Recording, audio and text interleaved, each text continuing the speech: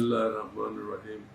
یوم آزادی پاکستان کے موقع پر میں پاکستان کے غیر عوام اور گلگت بلتستان کے غیر عوام کو مبارکباد پیش کرتا ہوں۔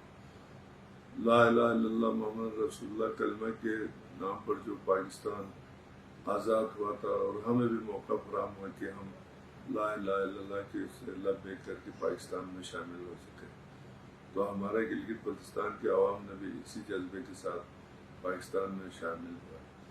تو آج ہم سب کو عہد کرنا چاہیے، پاکستان کی جو آزادی ہے کوئی معمولی آزادی نہیں، اس میں سول فوجی تمام نے اپنا کردار ادا کیا، ہر ایک نے اپنے بساط کے مطابق اس میں جانے ان کا نذرانہ پیش کیا۔ آج ان شہداؤں کو ہم سلام پیش کریں، ان کی وجہ سے آج ہم آزاد مملکت میں ہیں۔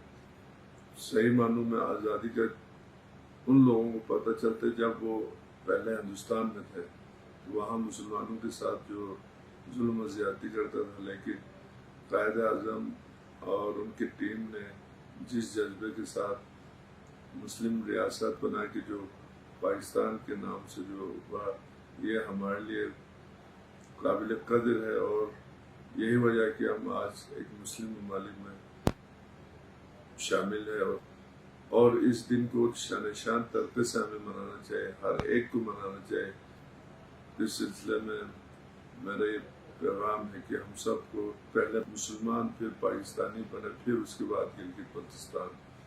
تو گلگت بلتستان